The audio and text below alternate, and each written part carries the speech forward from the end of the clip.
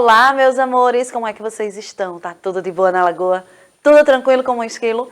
Sou a professora Keise Marinho, de português dos terceiros anos. Hoje iremos falar sobre a escrita correta das palavras. Você sabe escrever tudo certinho?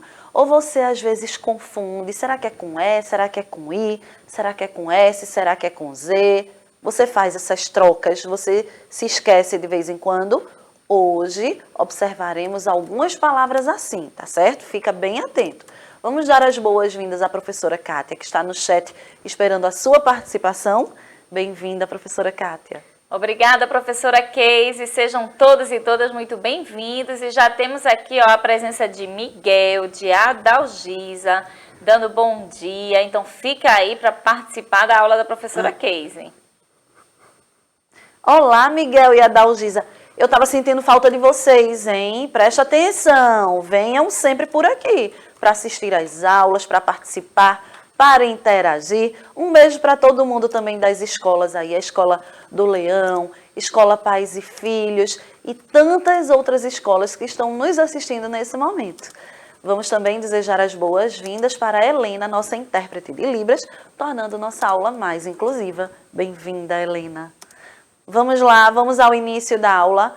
E aí, você sabe escrever corretamente? Todo mundo escreve certinho? Gente, uma dica. Para escrever corretamente, é muito importante ler, tá certo?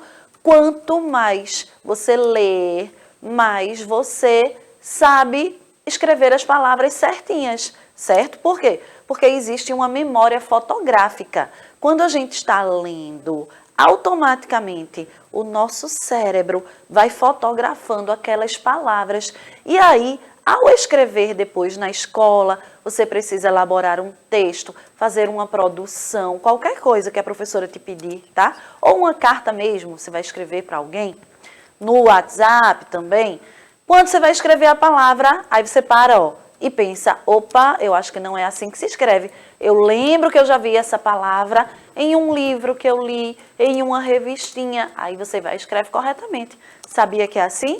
Aí você pode estar dizendo, ai, professora, é porque eu não gosto muito de ler, não, eu prefiro brincar. Pois é, eu sei que a leitura no início, tá? No início, a gente fica meio assim, achando cansativo, essas coisas. Só que a gente precisa adquirir esse hábito, o hábito da leitura. Quando a gente adquire esse hábito, aí pronto, não tem para ninguém. Você vai ficar, olha, com sede de leitura. Cada vez mais você quer ler, quer ler. Uma dica, começa lendo gibis, certo? Os gibis são bem interessantes, chamam nossa atenção, tem muitas imagens, não é? Tem linguagem verbal, tem linguagem não verbal, são historinhas curtinhas, você começa e termina uma história rapidinho. Então, dessa forma, você vai criando esse hábito. E à medida que o tempo for passando, aí você vai pegando um outro livro, vai pegando livros que não tenham tantas imagens, entenderam? Mas começa pelo gibi, faz isso, depois você me conta, tá? Você sabia que existem duas línguas portuguesas? Verdade, eu não estou falando da língua portuguesa de Portugal, não, tá? Eu estou falando aqui do Brasil mesmo. Existem duas línguas portuguesas. Existe a língua portuguesa falada e a língua portuguesa escrita, tá bom? Mas, para a gente escrever bem, a gente precisa ler bastante, não é assim? Exemplo aqui, eu estou conversando com vocês. E aí, nessa frase que eu falei, existe a língua portuguesa falada e a língua portuguesa escrita. Esse I é I mesmo ou é um E? Aqui na tela você já observa, olha só. Existe a língua portuguesa falada e a língua portuguesa escrita. Só que essa letrinha E aqui, essa vogal E, ao lê-la, eu leio com som de I. Mas como é que eu sei que não é I? Não é verdade? Então percebam a importância da leitura. Eu sei que não é I, porque eu já estudei sobre isso. Eu não coloco a vogal I e a vogal U sozinha entre palavras, tá certo? Então, quando você escuta o gato e o cachorro. E o. Eu sei que não é a letra I, nem é a letra U. Eu sei que é o quê? A vogal E e a vogal O. Mas para isso eu precisei estudar, eu precisei ler bastante sobre isso. Entenderam? Perceberam? Ele está dormindo, ainda está dormindo, mas a palavra dormindo, a gente fala dormindo, né? Assim, com os nossos amigos, de forma coloquial, de forma informal. Falamos dormindo. Mas ao escrever, eu escrevo com o dormindo, com o no começo, com o no fim? Não, eu escrevo com o quê? Fala para mim, Miguel. Fala para mim, Adalgisa. Eu escrevo com O, isso mesmo. Dormindo. Mas aí, ao falar, você fala dormindo? Não. Você fala rápido com seus amigos. Ele já foi dormir, já está dormindo. Entenderam? Então, é nesse sentido quando diz que existe a língua portuguesa falada e a língua portuguesa escrita. E a língua escrita segue algumas regras da gramática, tá, gente? Que é a língua culta padrão. Essa linguagem formal, essa linguagem culta, nós utilizamos muito em documentos oficiais, na escola, quando a gente vai fazer uma prova. A gente não pode estar escrevendo só com gírias, não é? Você vai responder uma questão lá na prova, uma questão escrita, e aí acaba botando assim para a professora, TLG. Tá ligado, professora? Porque em redes sociais, os jovens fazem muito isso, não é, professora Kátia? Ao invés de colocar valeu, bota o quê? VLW. Tamo junto, bota TMJ. Você, não é assim? VC. Você, bota VC. Então,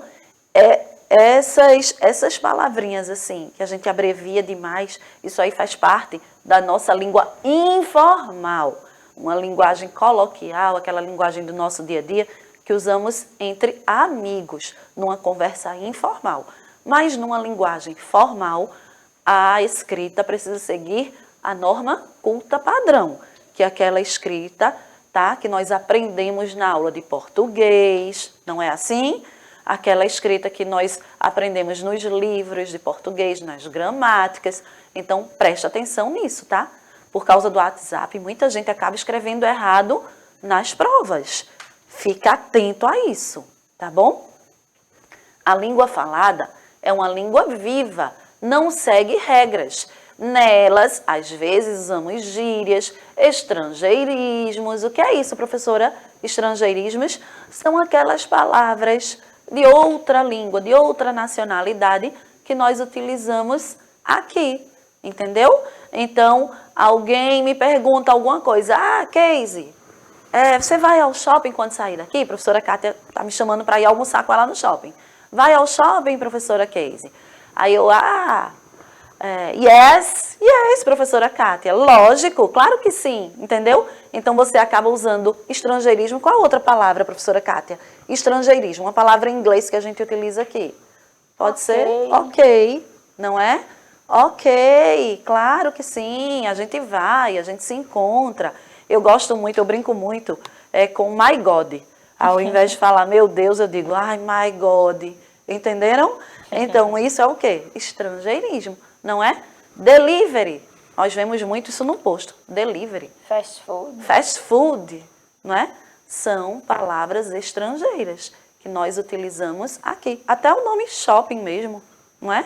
Shopping é o quê? É um centro de compras, um local que tem muitas lojas. E nós falamos essas palavras, né? E usamos esses estrangeirismos e muitas vezes nem sentimos que a gente utiliza tanto, tá? Na língua falada existem variações, existem sotaques diferentes. Exemplo, a gente aqui no Nordeste, não é? Em Pernambuco, quando a gente quer falar com a nossa mãe, com o nosso pai, muita gente fala como? Mainha, painho. Será que é assim que as pessoas que moram no Sul falam? Será que eles falam manha também? Falam painho? Será que eles falam vice, oxe? Será que falam isso? Então, percebam quantas variações que existem na nossa língua portuguesa. Vamos ver alguns exemplos. Eu trouxe aqui exemplos de alimentos, gente, que nós conhecemos por um nome e em outros lugares eles têm outros nomes. Olha só, aqui. Todo mundo, ou a maioria, não é? Todo mundo não vamos generalizar. Mas muita gente come esse alimento aí, olha, aqui. A gente come com charque, com carne de sol. Vocês sabiam que em outros lugares do Brasil ele se chama aipim, mas a gente chama como? Como é que a gente chama? Nós chamamos de macaxeira, só que aipim e macaxeira é a mesma coisa, também conhecida por mandioca. Então, sempre que vocês ouvirem falarem aipim, macaxeira, mandioca, é a mesma coisa, tá? Só muda de região.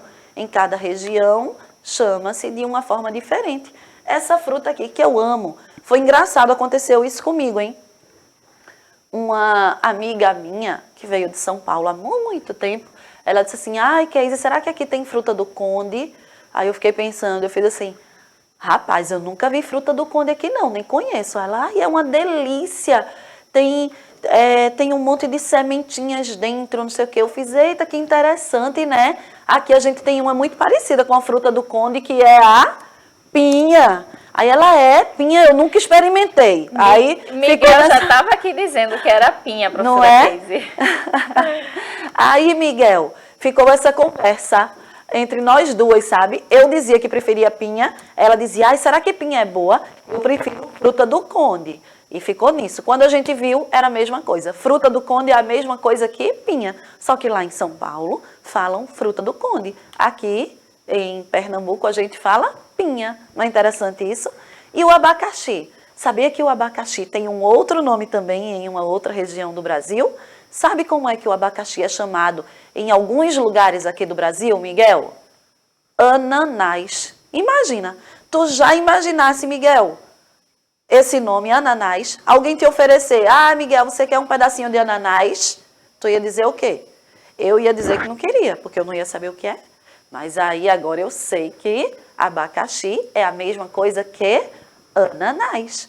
Não é engraçado isso? Não é interessante? Essa variação da nossa língua portuguesa. Olha como a nossa língua é rica. Muitas pessoas também confundem, gente, a escrita de algumas palavras. Vamos ver algumas aqui que muita gente erra. Muitas pessoas erram comprimento com cumprimento. Olha a diferença. Percebam que só muda aí uma vogal. A vogal O e a vogal U. Olha só.